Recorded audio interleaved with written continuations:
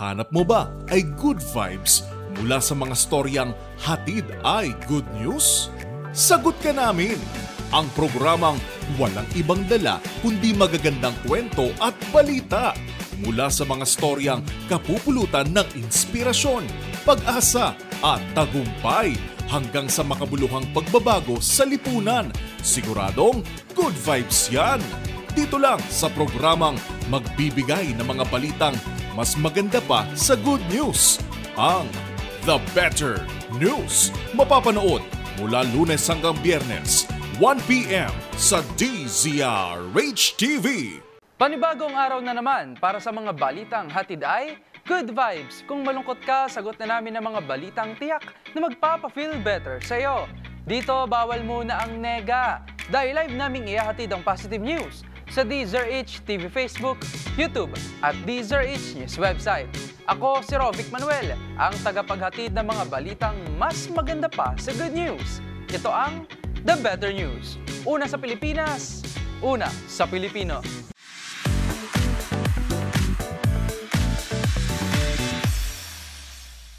Inatasan na ni Pangulong Bongbong Marcos ang Department of Health o DOH na mas paigtingin pa ang paglaban nito sa malnutrisyon na isa sa malaking suliranin ng Pilipinas.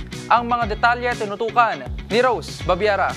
Dapat mas paigtingin ang mga hakbang sa pagsugpo ng malnutrisyon sa pamamagitan ng mas pinalakas na National Nutrition Council o NNC nang sa gayon ay tuluyan ng matugunan ng triple burden of malnutrition sa bansa. Ito ang pinag-utos ni Pangulong Bongbong Marcos sa Department of Health at mga kaugnay na ahensya sa ginanap na sectoral meeting sa Malacanang. Ang triple burden of malnutrition ay tumutukoy sa undernutrition, micronutrient deficiency at overnutrition na kabilang sa mga pangunahing sanhi ng iba't ibang uri ng sakit sa bansa. Sa pagpupulong, binigyang diin ni PBBM na mahalaga na ang mga effort ay magsisimula sa national level upang masuportahan ito ang mga lokal na pamahalaan na ayon sa Pangulo ay inconsistent sa kanilang mga aksyon pagdating sa healthcare. Dito aniya papasok ang mahalagang papel ng NNC dahil ito ang siyang makapagbibigay ng direktang tulong sa mga LGU. Kabilang sa mga rekomendasyon ng Pangulo ay dagdagan ng mga aktibidad sa ilalim ng NNC at mas palawakin ang kampanya sa pagpopromote ng masustansyang option sa pagkain o healthier food options. Alinsunod dito, tinalakay sa pulong ang mga estratehiya at hamon na maaring kaharapin ng pamahalaan sa pag-iimplementa ng DOH First 1,000 Day Program. Inatasan din ng Pangulo ang DOH na tutukan ng 34 Philippine Plan for Action for Nutrition sa mga priority area kung saan mataas ang antas ng malnutrisyon. Para sa MBC TV Network News, ito si Rose Babiera. Una sa Pilipinas, una sa Pilipino.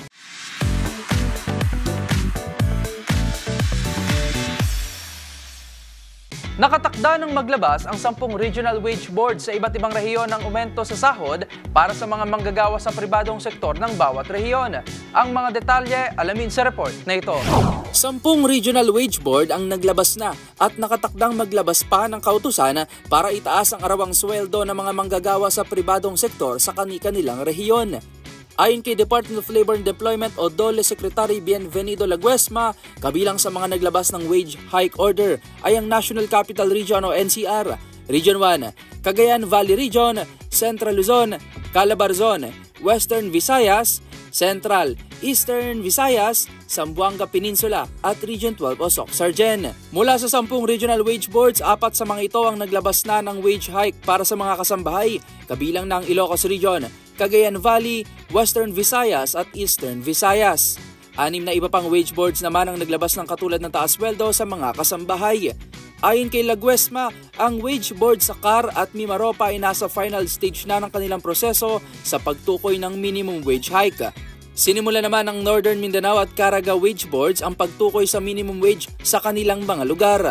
Ang Region 11 wage naman aniya ay nakatakdang simulan ang pagtukoy sa minimum wage hike sa January sa susunod na taon. Para sa DZRH TV, ito si Rovic Manuel, una sa Pilipinas, una sa Pilipino.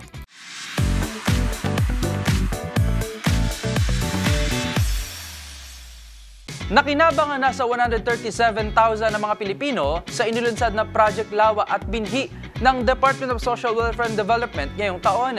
Pagsisiguro ng DSWD, magpapatuloy pa ang naturang programa upang mapaganda ang pangkahalatang kabuhayan ng mga Pinoy. Ang mga detalye tinutukan ni Millie Borja.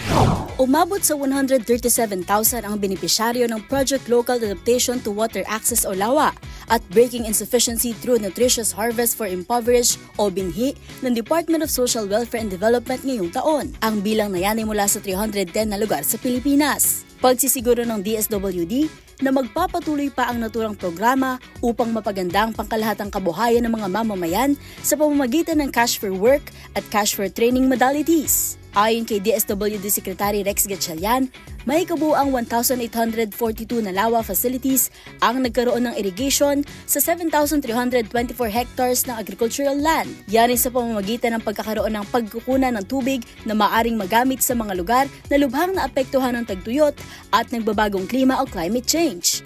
Habang may bilang naman ng 4,317 binhi sites ang naitayo ngayong taon, kung saan nakapagtala din ng ani na mahigit 20,014,574 kilos ng pananim at tinulungan ang 810,756 na mga pamilya. Para sa DZRH TV, ito si Mili Borja, una sa Pilipinas, una sa Pilipino.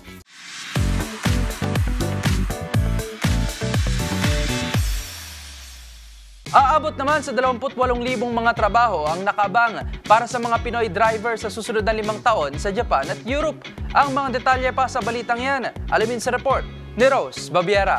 Hindi bababa sa nasa 28,000 bakanteng trabaho ang bukas at nakaabang sa mga Pinoy driver sa bansang Japan at Europe sa susunod na 5 taon.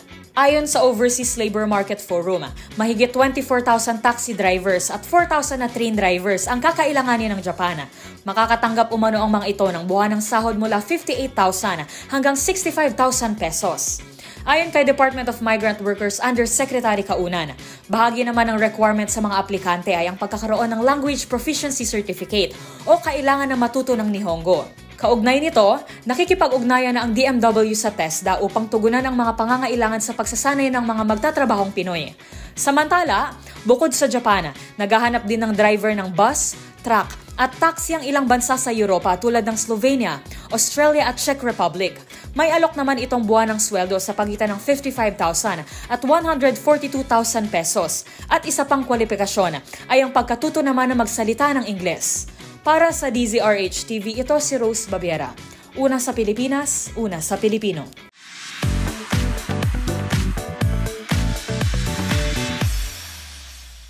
Samantala, suportado na ng Kamara ang pagtataas ng allowance ng mga kasundaluhan sa bansa. Ayon kay House Speaker Martin Romualdez, nararapat lamang ito upang matiyak na mapaganda palalo ang living conditions ng mga sundalo sa Pilipinas. Ang iba pang detalye tutukan sa report na ito. Tiniyak ng Kamara ang suporta para sa 350 pesos allowance hike ng mga kasundaluhan sa ilalim ng 2025 national budget. Ayon kay House of Representatives Speaker Martin Romualdez, layon ng subsistence allowance hike na matugunan ang pangangailangan ng mga sundalong nagseserbisyo para sa bayan. Bukod dito, tiniyak din ng House Speaker ang sapat na pondo para naman sa operations at modernization programs ng mga sundalo. Nagpasalamat naman si Armed Forces of the Philippines Deputy Chief of Staff Lieutenant General Jimmy Larida sa Kamara at malaking tulong umano ang allowance hike na ito para sa moral ng mga sundalo. Gayun din ang pagtitiyak nito ng katapatang iaalay pa ng kasundaluhan sa kanilang tungkulin para sa bayan. Para sa DZRH TV, ito si Rovic Manuel, una sa Pilipinas, una sa Pilipino.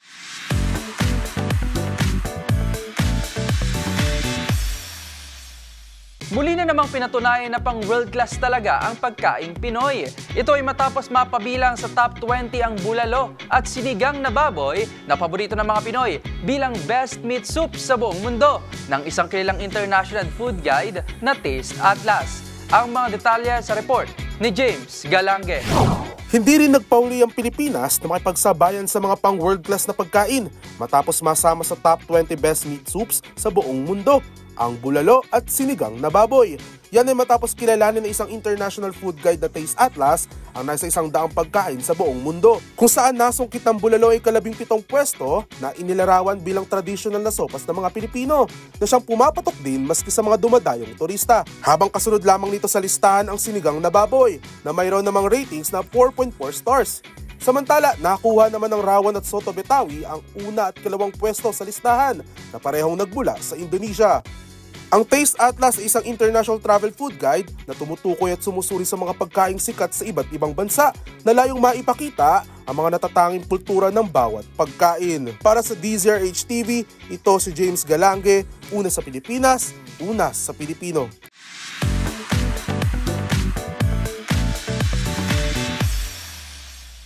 Ibinahagi naman ng Department of Social Welfare and Development o DSWD na higit 100 million pesos na halaga ng tulong ang kanilang matagumpay na naibigay sa lampas 1,000 centenarians sa Central Visayas magmula noong 2016. Narito ang report ni Arnold Herrera. Alinsunod sa Centenarian Act of 2016, nakapagtala ng 1,009 na centenarian o edad lampas 100 ang Department of Social Welfare and Development o DSWD mula 2016 hanggang 2024 na nahandugan nila ng tulong. Sa kabuuan, 100.9 million pesos ang halaga ng tulong na naipamahagi kung saan bawat centenarian na lolo at lola ay nakatanggap ng 100,000 pesos at presidential citations. Sa bilang na 1,009, 778 mula rito ay mga lola, habang 231 naman ang mga lolo. Ayon kay Regional Director ng DSWD-7 na si Charlene Marie Lucero, ang probinsya ng Cebu ang may pinakamalaking naitala ng mga lolo at lola na nasa edad 100, kung saan 378 mula rito ay mga lola at 96 naman ang mga lolo. Dagdag nila, sikreto sa mahabang buhay ay ang tamang eating habits, healthy lifestyle, pananampalataya sa Panginoon at sapat na oras ng tulog. Samantala, sa susunod na taon ay maililipat na sa National Commission of Senior Citizens ang pagpapatupad ng Republic Act 10868 o ang Centenarian Act of 2016. Para sa DZRH TV, ito si Arnold Herrera. Una sa Pilipinas, una sa Pilipino.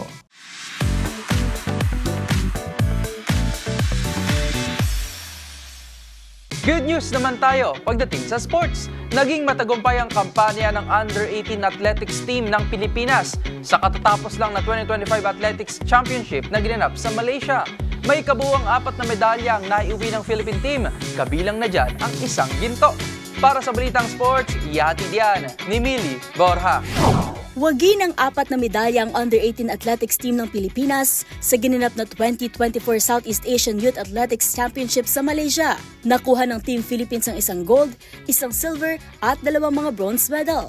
Sa throwing events, pinangunahan ni Ana Bianca Espinilla ang javelin throw, habang nakuha naman ni Courtney Jewel Trainga ang bronze sa discus with 38.20 meters. Nagtapos naman sa ika-5 pwesto si Emily Balanon sa 400-meter hurdles, si Mark Angelo Cabiluna na 4th placer sa long jump at triple jump, at ang 17th place finish na 200-meter na si John Clinton Abitong. Para sa DZRH TV, ito si Millie Borja, una sa Pilipinas, una sa Pilipino.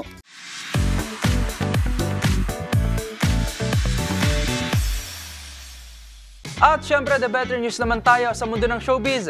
Heart Evangelista at Isabel Daza pasok sa listahan ng Women of Power 2024 ng isang lifestyle magazine sa Hong Kong. At Yam Concepcion, isinilang na ang kanilang first baby ng kanyang non-showbiz husband. Ang mga detalye panoorin sa report ng ating showbiz, Angel. Kabilang sina Heart Evangelista at Isabel Daza sa lista ng Women of Power 2024 ng Prestige Hong Kong. Ang fashion icon na si Heart, cover star pa nga ng December 2024 issue ng naturang luxury lifestyle magazine. Dito, inilarawan siya bilang accomplished actress turned mega influencer. Habang si Isabel naman kasamang dumalo sa pagtitipon ang mister na si Adrian Semblat. Kung matatandaan, 2020 na magsimulang manirahan ng actress host sa Hong Kong kasama ang kaniyang pamilya. Ito ang ika-4 na edisyon ng Prestige Women of Power kung saan 35 influential and inspiring women of all ages ang binigyang pagkilala. Samantala, sa iba pang balita, officially a mom na ang aktres na si Yam Concepcion. Sa Instagram, inilarawan ni Yam bilang best 9 months ang kanyang pregnancy journey. Kalakip ang ilang sweet moments nila ng non-showbiz husband na si Miguel Cunyeng hanggang sa dumating ang kanilang little bundle of joy. Agad namang bumuhos ang mga komento ng pagbati para sa first-time parents. Kabilang na riyan si Cherry Boy Picache, Casey Concepcion, Maha Salvador, Iza Calzado at Dimples Romana. Kung matatandaan, July 2021 nang ikasal si Yam sa Amerika.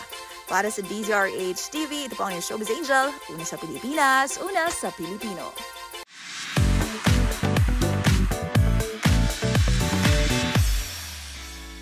At yan na po ang mga balitang pampa-feel better para sa inyo. Hanggang sa susunod po na episode, para sa mga balitang hatid lamang ay good vibes. Kaya naman, para sa ating mga live streamers sa website, palagi lamang pong tumutok. At kung may gusto kayong i-share na balitang hatid rin ay good vibes, i-comment nyo na yan sa ating comment section.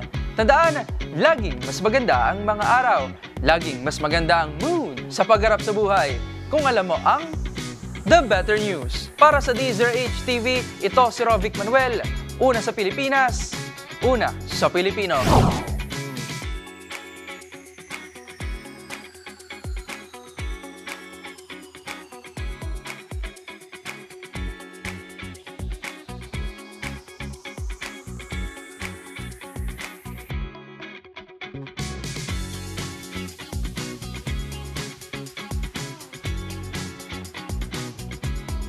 Hanap mo ba ay good vibes mula sa mga storyang hatid ay good news? Sagot ka namin! Ang programang walang ibang dala kundi magagandang kwento at balita mula sa mga storyang kapupulutan ng inspirasyon, pag-asa at tagumpay hanggang sa makabuluhang pagbabago sa lipunan. Siguradong good vibes yan! Dito lang sa programang magbibigay ng mga balitang mas maganda pa sa good news, ang The Better News. Mapapanood mula Lunes hanggang Biyernes, 1 p.m. sa DZRH TV.